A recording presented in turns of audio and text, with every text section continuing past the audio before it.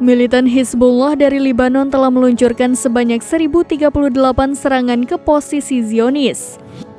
Akibat serangan tersebut, sejumlah situs vital pasukan pertahanan Israel atau IDF pun hancur lebur. Termasuk diantaranya barak Zionis hingga peralatan mata-mata IDF. Dilansir dari Al-Mayadin pada Jumat 16 Februari, hal itu telah dikonfirmasi oleh pasukan Hizbullah dari Lebanon. Hizbullah mengaku 1.038 operasi itu dilakukan oleh pasukannya sejak 8 Oktober 2023 hingga 15 Februari 2024 kemarin.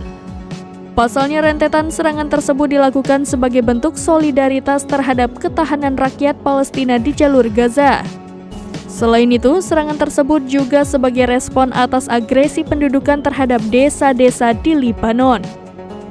Ribuan serangan itu pun diklaim menimbulkan kerugian besar di pihak Zionis. Bahkan sejumlah pemukim IDF, markas militer Zionis, hingga peralatan mata-mata IDF dilaporkan runtuh seusai dihantam puluhan roket Katyusha Hizbullah. Sejumlah tentara Zionis pun dinyatakan tewas dalam sejumlah serangan Hizbullah.